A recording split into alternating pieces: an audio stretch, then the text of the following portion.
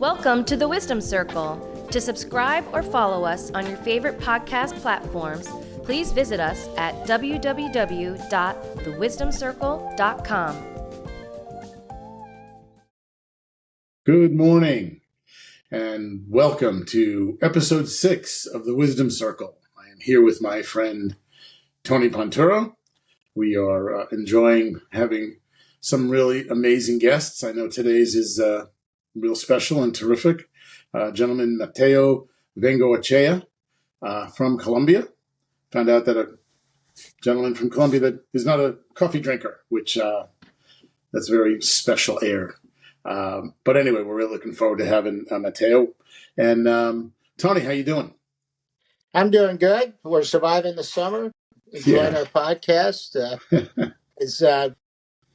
Our audience should know we keep talking offline about how to make it better and what we should do to continue to not just be a flat line of information, but keep making it interesting. So we're working behind the scenes, trying to make it better and better every day. Getting lots of welcomed input. There is no such thing, so we welcome your input via email, text Tony or I, or post on LinkedIn. We don't mind. I think it's funny because to me it kind of actually tied into wisdom. When you stop being offended by people giving you input that is coming from a good place but doesn't necessarily reflect what you're doing. I know that Tony and I both feel exactly the same way. Like there's nothing you can say other than being rude and telling us that we stink or we're terrible or we're awful. You could just say it differently, but we've made changes and we're going to make more. And we just want to make it an enjoyable 30 to 40 minutes and engaging. And hopefully we take something away and you all take something away. So just been a lot of fun. And Ramon Ramos, our producer, cannot be spoken about enough. He's the glue that holds our podcast together. So Ramon, I might say it every time, but thank you. Because you're doing a lot of work behind the scenes. So with that, Tony, anything else we can... Mateo's a busy dude, we're doing this... let's jump into... You've talked about Mateo a lot, so I'm interested to get his perspective and questions he may have for us. And, and as you said, we learn from our guests as much as anything else, because it keeps... Yeah. Us trying. I mean, I learned, when I did some teaching at NYU, it's like it's not about referencing generations; it's about referencing information. But everyone learning from each other, and so I'm looking forward to learning from Mateo today. Yeah, and one word about Mateo and myself. He worked at Telemundo. I admired his work; he did great work.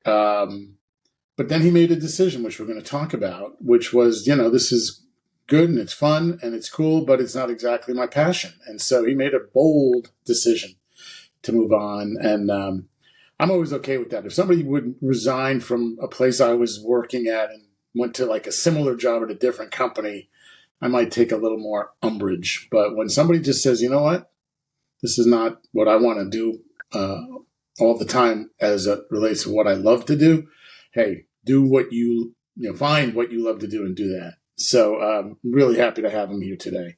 And we are ready to say hi to Mateo. Hello, Mateo. Welcome. We're really happy you're here. Thank you, Ray. Thank you, Tony, for having me. We are really excited to have this conversation. I want to start with, the one question you asked, and if there are more, we'll be more than happy to go there.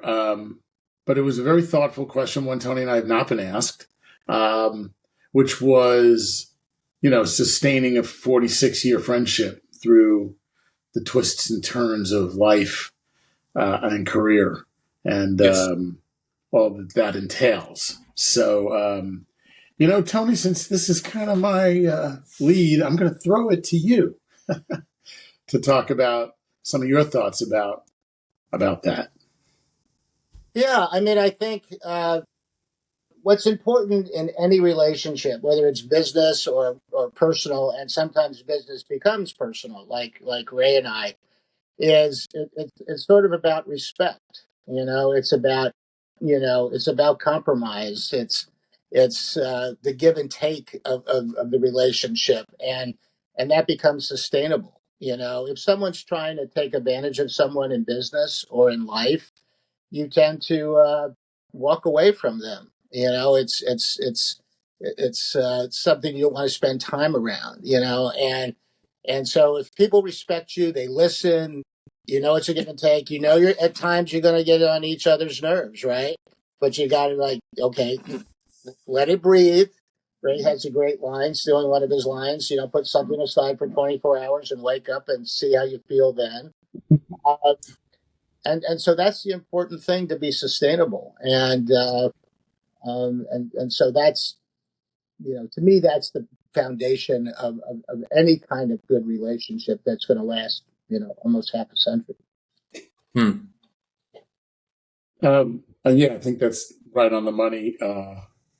No pun intended. What I was thinking too, Tony and I, at some point, Tony, I think we shared an office at BBDO in 1978, where we were really close. And this was a conversation we had a couple of episodes ago, and it's interesting because what we took away, we're talking with, I forget her, Sydney Bruner, who's a 24-year-old going into Kellogg School of Business, working at a services firm in Chicago, Tilly Clark or Clark Tilly. I always get them back mixed up. Baker Tilly, just to give them close enough. And we talked about how in our generation, Tony and mine, it was much more vertical. People wanted to kind of climb over each other, kill the guy next to you so that you get the promotion. And that the current generation is much more lateral and caring about each other. You guys and this younger generation have been through so much more. We all had our share, but we missed a lot of these traumatic experiences on soil in the U.S. Yet Tony and I were we really did take care of each other. We were not trying to kill each other. We respected each other. We liked each other. We laughed together. We complained to each other about other things, not about each other usually. And, he left first. He went from BBDO to William Esty, and we were kind of hopscotching. He would go somewhere, tell me how much he was making. I'd go somewhere, tell him what I was making. We had a little competition, a little bit of just so what's it like to leave? What's it like to go to a new place? We really, again, came up and respected each other's work, somewhat different styles, not very, because, we get along. But the respect is really interesting and a really good and smart. That's the wisdom talking right there. It really is. If I didn't trust Tony, I think that's my favorite word. In business. Someone once asked me, if you had to talk about the Ray Warren brand, what would you describe it in one word? And I said, trust. People trust me. They're not going to get a bad end of the deal. And I think that happened between Tony and I. We trusted each other. I didn't think if I told him something that would ever go anywhere else. And I think he feels the same way, and can't speak for him, but certainly feel like we had this, and we're also kind of fighting the same battles every day, but, on different fronts. He was working on different accounts than I was. But, and it just continued. And there was no reason to stop talking. I mean, there are times where people disappear. Yeah. It does take two to maintain a relationship. Another important point.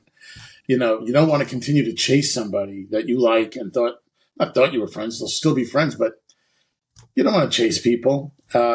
You don't necessarily need to be chased, but you just got to maintain it. And so if you maintain it, you're never chasing it. It's never had this dead zone. And if it has, there's usually a good reason. Someone wasn't feeling well, going through a very big personal issue, whatever.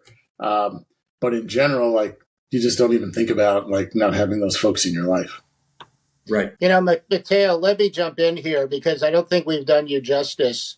Because Ray knows you so well, we haven't really explained who you are.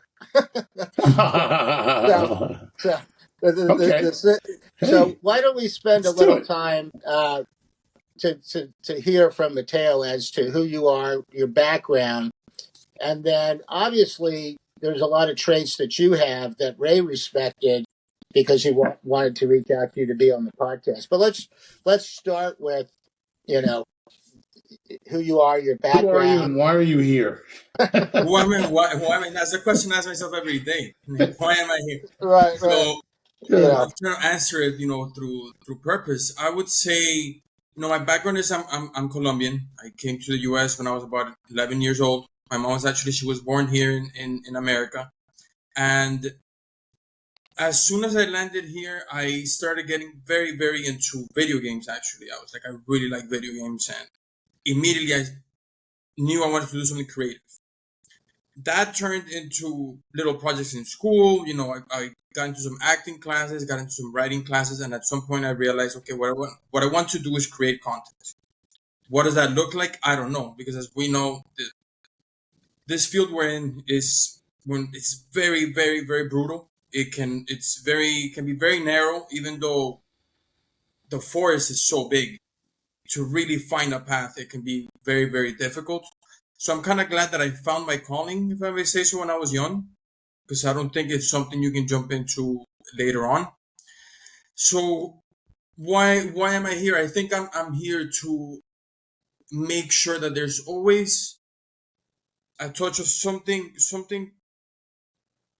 I want to use the word passion when things are done, and it was easy in sports because sports is passion.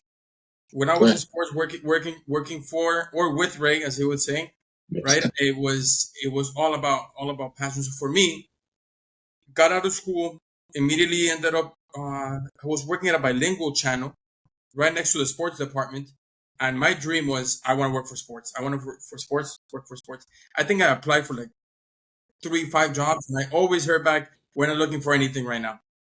And as you guys know, life is funny because the day I wasn't looking for a job with sports is when they called. Hey, what about this? And I'm like, oh yeah, of course. You act cool. You're like, yeah, sure. But I was losing my head. So I want to say that at that time I was around 20, 24.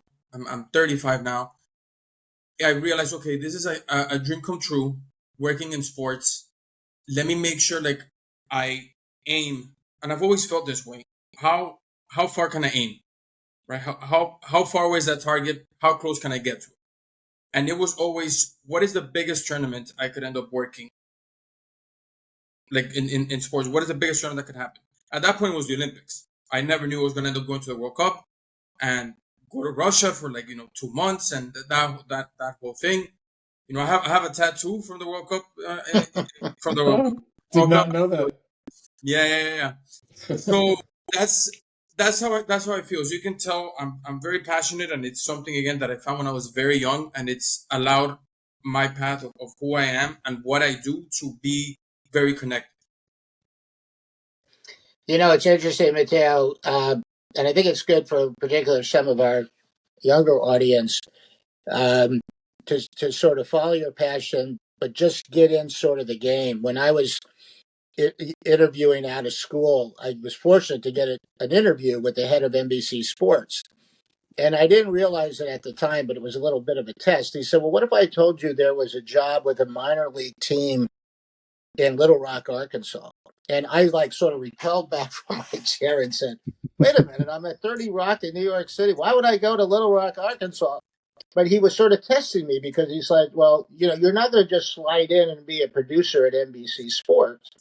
You're going to have to earn, some foundation of experience and get in there and then let your experience, your personality, your brand sort of work the other way. And so I think that's sort of important to leave a message is definitely follow your passion, but don't sometimes, and I've seen this example sometimes Right. too closely with people to say, well, that's sort of below me. So why would I go do that? Not thinking that 3 years later, it could have led to a big stepping stone. And I think that probably leads, as I throw this to Ray, to some of the decisions we made that left the nest. You, which will let you tell as well, left the nest a little bit as well. to go take a risk and follow that passion to the next degree. So, Ray, why don't you talk a little bit about that? Because you left the nest of a big old corporation called ABC. Yeah, that's true. Yeah, I mean, I went from the ABC network sales department, where I was a very young vice president, to run sales for this company called Raycom Sports. That when I told people about it, no one had ever heard of it. And they're in Charlotte, North Carolina. And when you're at a cocktail party or a wedding or a birthday party, and you say, "Oh yeah, I work at ABC." ABC, oh my God, blah blah blah. Yeah, I work at Raycom Sports. Yeah, I don't know what you're talking about. Literally. And so I was in, and my wife at the time liked the ABC thing and didn't know the Raycom thing either. And I said, "You just wait, because we're going to go to Charlotte. We're going to meet everybody, and we're a big deal in Charlotte." So we went to dinner in Charlotte, and somewhere came up with somebody that I worked at Raycom Sports. Like, "Oh, yeah, I work at Raycom Sports." Like, yeah, see, that's what I'm talking about. So you just never know where life's going to take you, and you have to be open to the journey. And there's a point, and I want to hear your story, Mateo, about like that job before Telemundo, Right. and taking that, and you did have a North Star of sports. I didn't have a North Star. I wanted to be a DJ. For lots of reasons that did not work out. But then I got into buying advertising, and I liked the negotiation, and I liked, the back and forth and keeping the numbers straight, and, just the whole persuasiveness on both ends, guys trying to talk you into something, and maybe not saying everything right. And then you guys say, "No, that's not exactly correct, because as I look at this." So I just love that whole thing. Never would have known it. So I didn't follow it. I kind of walked face first into it, because I really didn't want to leave New York at the time. And to Tony's point, if you want to be a DJ, you're not going to start on the air in New York City. You're going to go to Duluth, Minnesota. Howard Stern's like a day older or younger than me, I forget. But he talks about sweeping floors and putting on Inagata DeVita, which is a 17-minute song, when he had to go to the bathroom. So he could, go to the bathroom and come back before the song was over. And for some personal reasons, I wasn't able to do that. And it all kind of, I got very lucky, blessed is what the word would be, because I didn't look for the career I wound up loving so much. Let's talk about you, though. Enough about me and Tony. Well, I would like to add to what Tony said about being careful about following your passion. And I had a lot of luck when I went to the Art Institute in Miami, and one of my teachers was Billy Corbin, the director of Cocaine Cowboys, The U, and he had a class called Independent Producing, and he showed us contracts. He showed us the business side of what the artistic endeavors can be, and he said, "This is what it looks like. It's not you at home doing whatever you want, painting whatever you want. Like, this is the business. It's an entertainment business." And that really changed my perception of, I think, Tony, you're absolutely right. When you follow your passion, you have to be very, very careful as well, not to just willy-nilly just run anywhere, because life just doesn't work like that. There are bills to pay, and there's things that you have to do that you might not like, even in the things that you enjoy. I mean, I hated doing music cue sheets for sports. I hated doing music cue sheets. So, but it's part of the job. You have to do that. So whatever you choose to do is gonna have certain elements that you might dislike, and the sooner you're okay with that, the sooner you take opportunities that you might say no to if you're just following your passion. So yeah, and you don't want to end up at 45, 50 and say, I wish I had done that. right. I wish I had. When I left New York, working with ad agency to go work for Anheuser-Busch, people say, "Well, that must have been an easy decision." Well, I said, "Well, first of all, I had to leave New York City, which I love living. Anheuser-Busch had 3 brands and 22 market share. They didn't have 50 market share and 50 brands. And so you had to take the risk. And what I always try to say to folks is, it's better to take the risk. If there's something there that meets, your eye and your heart, go take the risk, because you can always return, but you can never go to what is being offered to you again. So my viewpoint was always, and the way I made that decision at 30 years old, which is I'm always going to regret what it could have been if I don't do it. Absolutely. So Well, it's better to go and do it, jump in the pool, start swimming, and if it doesn't work in 2 years, I'll go back to you have to have confidence in yourself. But don't wake up one morning and say, well, what if I took that Anheuser-Busch job, And then the real twist was, as an agency person, if I hadn't taken that job, whoever took the job would have been my client. Now I would have had to watch this person every day do this job that I could have done. So it's like, no, go jump in the pool and go see what it's like. So it's important. And then a quick line was Ray was talking about Charlotte. It triggered. Some people know, most people don't know, after my Anheuser-Busch days, I produced some Broadway shows, and one was about Vince Lombardi. And what was important about that was about leadership. But when he came home to tell his family and his daughter and son, we're going to Green Bay, Wisconsin to coach for the Packers, the daughter said, where's Green Bay, Wisconsin? And he goes, no one knows where it is now, but they will when I'm done coaching the Packers. Nice. So you become the person that puts whatever it is on the map. Ray put Charlotte on the map. You're going to put things on the map. And so you become the map builder. Yeah, I agree. Yeah, that's a good point. I just to double down for a quick second was the same thing. And Tony's point about if you don't take the risk, that type of opportunity doesn't necessarily show itself again. So I left ABC with a 3-year contract to go to Raycom. ABC folks said, okay, we don't know where you're going. Never heard of Raycom. If you ever want to come back, just call us. And I was at Raycom for 15 years. And I left as president and CEO after we sold the company. So who knew? 15 years. I was doing the 3-year contract. Worst case, I'm 37 years old. I'll come back and figure it out. So, and you did it. That's the thing I want to talk about more because I thought it was so bold. Let's talk a little bit about your decision to follow your passion or continue on the path that is the stuff you want to do, and then realize, I think it's time to go to New York. Like, did you have a job offer? Did you just go there and say, I'm planting a flag and we'll see how it goes? How did it work for you and the thought that went into that? Because a very bold, cool move, man. I mean, Tony and I were recruited. We had options that we could have said no to. I don't know. I want to know more about your move to New York. Fair. No, definitely. Yeah. My move to New York came about after a very successful time in Miami. Obviously, doing the World Cup, getting an Emmy from the Olympics, and I also ended up getting an Emmy for a documentary I did with 4 of my friends. We ended up getting a regional Emmy for a little documentary we did about art in Miami. So I felt like, okay, there's a lot going on. I can now take a step out and be like, this is who I am. I'm the guy that's worked for sports. I'm the guy that did a documentary that picked up an Emmy independently. I can do something else.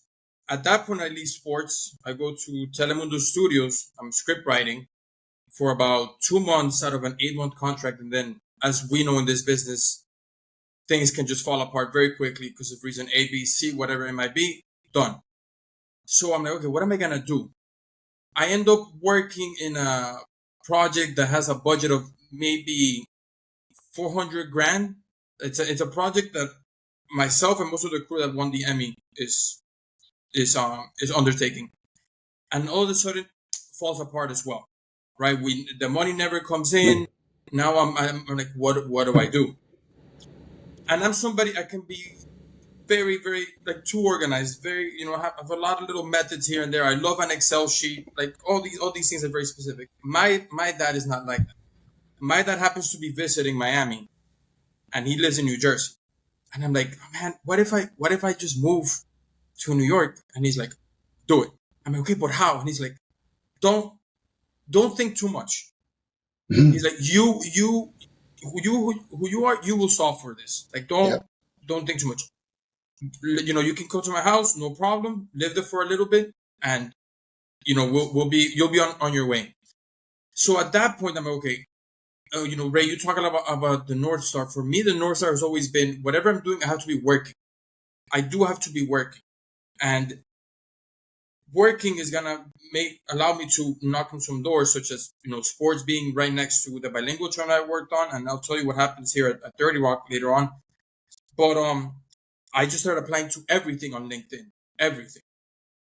NBC hits me up. They're like, "Hey, we want to talk to you for Dateline." I'm like, "Oh man," but they're like, "It's a 3-month contract." I'm like, "I have to do it because at least I'll have something to go to." And I ended up going to my dad's in New Jersey, so that's pretty much how I made that move happen. I did not have anything specific except that 3-month contract, but it was something, and it was something big. It was NBC. It was big. Yeah. So, wow. After that, it turns into a 6-month contract, and then a 1-year contract. At that point, I moved out. Right, so things just kind of started building very, very nicely. And I think both my parents did a really good job at telling me you don't have to solve for everything right away. And my dad did that on the side where it was the professional side. He said, "Look, you got this 3 month. You're here. You will find more when you're here.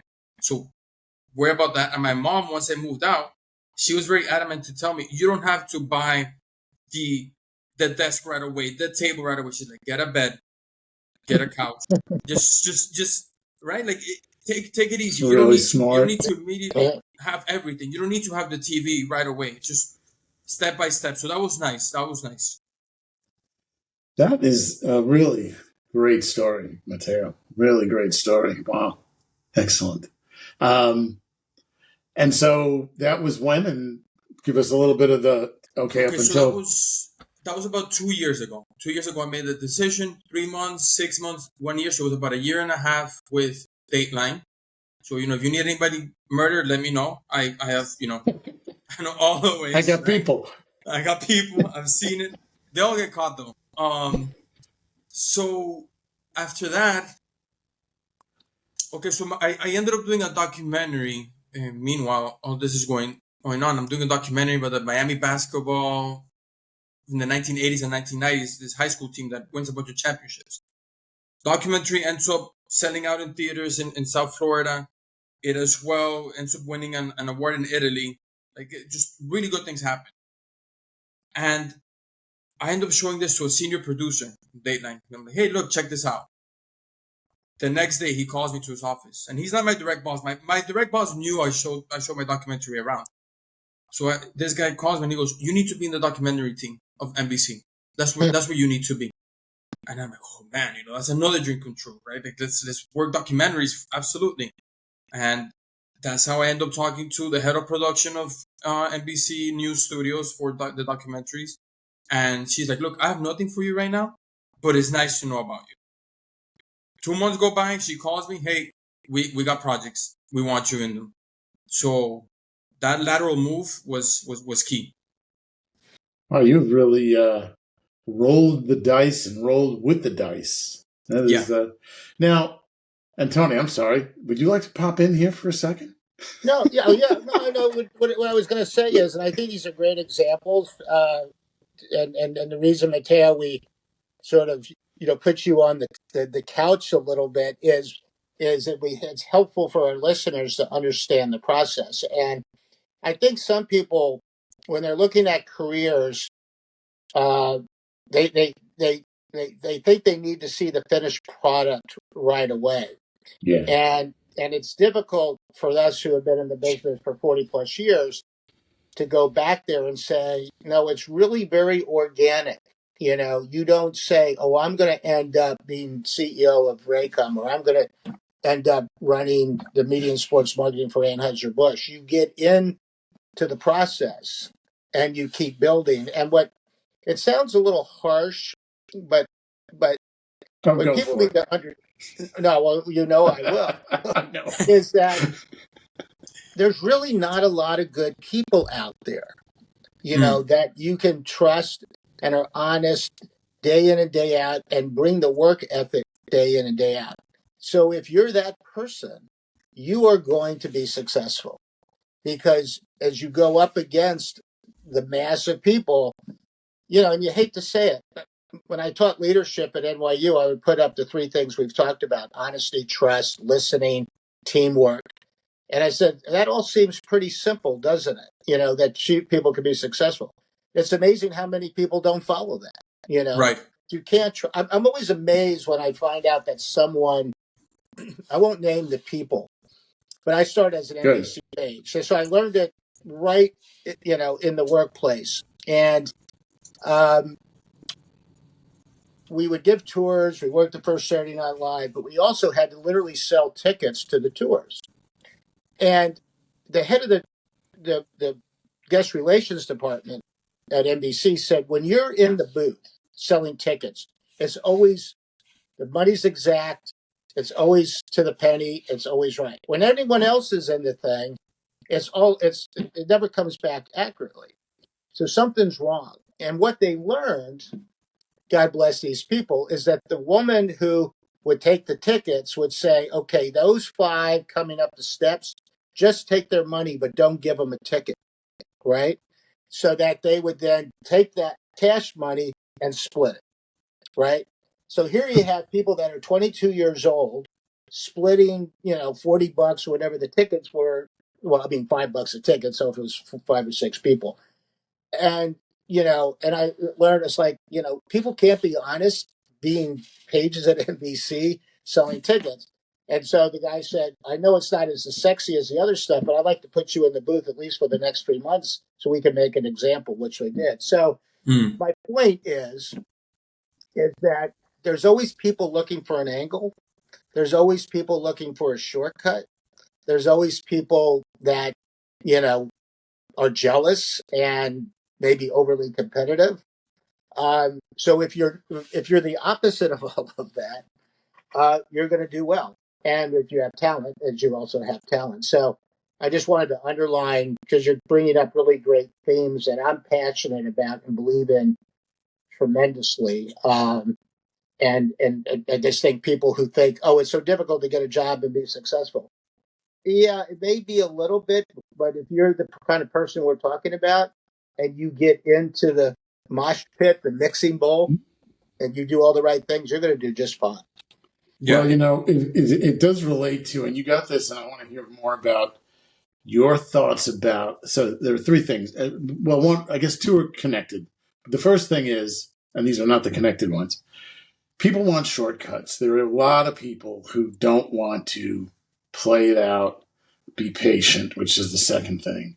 And so they take a shortcut, or they do the things that Tony was talking about. And, the cream rises to the top. So if you just keep playing your own ball, I used to tell my kids all the time, just play your own ball.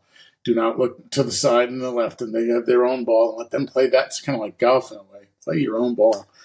But people like shortcuts. And then there are people who just, don't have the same upbringing that is very clear you have. When I talk to groups of students on my own at your college, or my alma mater, or I'm still involved, I tell them, if you think you know where you're going to wind up, you don't. You have no idea. Pick the first job and just do it really well. Show up, be trustworthy, work hard, you're already smart, and good things will happen, period. Yeah. Stop. But the patience, because there's this study that they did with young kids where they said, you can have a piece of gum now or wait 10 minutes, might have been 20 minutes, and we'll give you 2 pieces of gum. And like 93% of the kids said, I want the gum now. Yeah. It's a human nature. It's urges. It's, living through it. If you live through an urge, it's always better on the other side. But if you just go with the urge, you get 1 piece of gum. You don't get 2 pieces of gum. Yeah. So when your mom and dad said, and I just love this because it teaches the patience, right? You had to live without a TV as a young guy who loved video games. Or live without a table, but you had a bed. Yeah. What was it like for you? Oh, what a great question. I think a little easy in the sense that both my parents are immigrants to this country. Even though my mom was born here, she went right back to Colombia with her parents. So you see that struggle. You're like, man, if they could do it, and you saw them live it, you're like, I can do this as well. So I think in that sense, it's a little easier to see things without feeling like, oh no, I need the TV now, right? Because it was a choice. For me, it was more of a choice. I think for my parents, maybe it wasn't such a choice when they first got here. So from there, I think that's a little, that might be a little cheat code, if I may say so. They might not agree. They might not think it was, that's the easy part of it all. But if I was to remove that, how was it like for me? I think it allowed me to concentrate on what needed to happen. So I remember, for example, taking meetings while I was sitting down on the floor on like boxes, right? But I had to make sure that I had somewhere to work when I was at home, even if it was on top of a box. So I think prioritizing that, what was allowing me to buy the table, buy the TV was this job, then I had to make sure that that came first, right? That it wasn't like, hey, no, I can't. I'll take a meeting from my phone, because like they never knew I was taking meetings on a box, right? They thought, okay, this guy, he moved to New York and he's ready. He probably had a lot of money to move from Miami because there's so much money in Miami, and Of course. that was not the case. So I hope that answers that question. Oh yeah, no, it's amazing. It's a generational story, right? So it's really heartwarming to hear it. So we've gone past the 30-minute mark. We know you have a full-time job to get to, and Tony and I have I call retirement is a full-time job. That might actually be the title of the book I write. Tony's already written a book, by the way, The Revenge of the C+ Student, available on Amazon to all of our listeners. Okay. And if you knew Tony as well as I did, the fact that the first word in the title is revenge, it's okay. He's a passionate human being, and I love him for it. But any other questions you might have for us, because we can still go a little bit longer if you can. But we always want the guest to, guest host. Got it. No, I definitely have 10 minutes more. It can be less if you guys have less time. But there's something that I would definitely want to get to, and I think both of you are speaking about this. And Tony, you brought up honesty, loyalty, I believe it was, communication or teamwork, one of those, right? And I think in this business, and pretty much in every business, we have to remember that personal side that Tony was really speaking about has to also shine through your work. Because I think a lot of the times it's very easy to work with somebody when you're getting emails or they're sending you anything, but it's very different when you're sitting with somebody for hours, right? And a lot of these projects I did on the side, they were me sitting with friends who worked well, but you're working for 5-6 hours after work, right? To put this documentary together, this independent documentary together. And if I don't like you, like, we're just not going to work together. You might work well, but like, I'm doing this for free. I'm doing this for a whole nother reason than me showing up for my 9 to 5. So how have you guys mixed that with work to the point where people, like, a lot of people ask, like, oh, what does a CEO do? What does a president do? And he has to manage people. And I always find it very interesting when it comes to managing people and people have to like you. So where do you guys see that, and how do you guys make sure that your personality and the professionals you are were always on the up and up? Tony, you want to go first? Yeah, I think, first of all, you have to know who you are, and always represent that to the highest level. There's a line that says, I have an open door policy. Well, an executive may have an open door literally, but not figuratively. So once you go into that office, you as the person talking to your boss or the CEO, whatever, you can tell that they're very close-minded. They're not really listening, and they're just tolerating the situation. So as a leader, and we can be leaders at all levels, it's about creating a safe environment for ideas. Because if you're in a meeting and you say, hey, I got this idea, and everyone sort of laughs and snickers, and the boss says, that's the craziest idea I've ever heard, right? You think that person's going to raise their hand again? They're not, because they're not going to be embarrassed. And you may lose 3 good ideas that person has kept now to themselves. So it's really about making feel very warm and comfortable. And my one analogy, and then I'll pass it to Ray, was I wanted to be, it's a little bit of a military sort of metaphor, is I wanted to be the captain of the unit that was at the front line, but I was in the front line with them. I wasn't back a mile in camp drinking tea, looking at the map and saying, I wonder how they're doing, Yeah. I wanted to be with the troops. We're all in it together. If it fails, we all failed, and we take responsibility. If it's success, we all take success. And you hear a lot of people that say, "Oh, my boss takes all the credit," or if it blows up, they give all the blame. You just don't want to be that person, and you need to be consistent as a leader. So if people start to see that I'm favoring Ray versus Mateo, and it's like, yeah, well, you let Ray get by with things, but you don't let Mateo. That inconsistency will eat you up. So it's all those things put together that's so important. And one last thing is you need to understand in business at whatever level that ultimately you do have to stand up for yourself, right?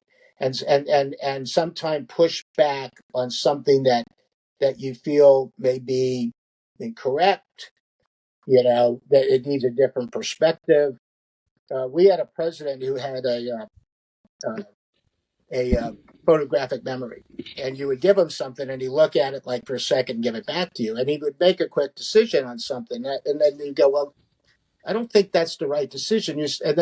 So you could, as the president, say, no, I don't want to do it, walk away, or you could say, listen, let me just give you one more perspective that maybe you haven't thought of. And I would tell you 9 out of 10 times he would say, with that perspective, go with it, right? So you sort of have to respectfully, I always say, we've used that word a lot, stand up for yourself with those ideas. Ray, I'll throw it to you. Yeah. I think, that, you covered a lot of territory. So, no, that's okay. I mean, it's about getting the words out, not who said them. But yeah, I think that perspective is really important. I think, you talked about what does a president do? What does a leader do?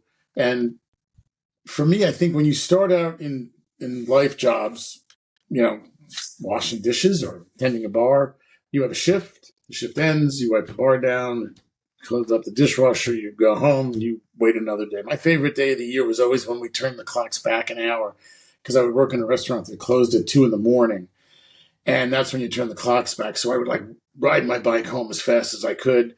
And then I would turn the clock back. And I'm like, I'm still getting paid. This is very cool. But I think it's about work-life balance, which is a very big topic, which at some point we probably have to talk more about that. As you go on in business, and you must have seen this, Mateo, because independent producers have to live this life. And then you have to and I know that the difference is you love the creative aspect. I love the business aspect, as it turned out. But that the work-life balance merges as you go further into your career, where you're not 9 to 5 and then 5 to 9. You're working from 9 to 5 and you're not working from 5 to 9. You're kind of working more or less all the time, but not in a way that's straining or stressful. It's just, that is the balance. You don't turn it on and then turn it off the way you might turn the lights on in a restaurant and turn the lights off in a restaurant. And so I think a lot of people don't get comfortable with that. They don't want that. I mean, God knows, you and I were both in Moscow together, and then, all the things you've done before or after, Tony and I going out to NFL Super Bowls or doing things where you have a long day and then, you have a long night because you have more people to see and working the business and clients and working at it. So it's really about kind of just letting go and letting life and work kind of become one in a way that doesn't make you so anxious and so stressed out that you're you can't. That means you've kind of maybe hit where you're going to go, not necessarily you just got to take care of yourself. I'd stop there, taking care of yourself. Awesome. Yeah. No. Yeah. Understood. Yeah. I'd like that.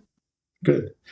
I know we've now hit the 40-minute mark. So anything else you'd like to? No, I would want to just say these two things before we say goodbye. or I see you later. I'm a big believer that a lot of things we see and actions we see from people stick in our subconscious, and then that's why we do certain things, such as my parents. So I think seeing you, Ray, land at Telemundo Deportes, right, and Right. really become part of this team and lead this team in the way you did. I am sure that had some effect on me to make the choice of me moving to New York at some point. To Yeah. see somebody like yourself do that, I think had a really really big impact. So it was really cool to see. And as you know, I was right outside your office. That Yes, was you my were. assigned scene, right? So I had to work. That was a risk. You sitting there was a risk, and my going to Miami to run Telemundo Sports was a risk. Yeah, there we go. So there you go, right? Yeah, so absolutely, it was nice. And It now was we're nice talking to today see because you picked a lucky chair. that. Absolutely, and both of you guys, it's really cool to see this, because I'm going through this process of the work-life balance, of finding out who I am, how to mix in the personal with the professional, with a really really good friend of mine, who I would call my best friend, and we're aiming to do the same and create our own wisdom circle. And we do have these conversations, right? We just don't have the wisdom just yet. We're just in the nitty gritty. Yeah. So seeing you guys do this as well, man, it means a lot. It's very cool to see, and it's not just what you guys are saying, but what you guys are living through. So thanks. That's wonderful. That's great.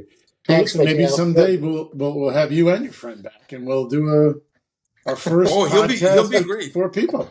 Yeah. Okay. Cool. We're moving down the road. Well, thank you so much for being here. Both. It was really a lot of fun, and I hope. I learned some stuff from you for sure, and I hope you learned some stuff from us. It was great. Absolutely. Yes. Cool. Tony, All Ray, right, Ramon, you guys take care. Thanks everyone for listening. Gracias. Yeah.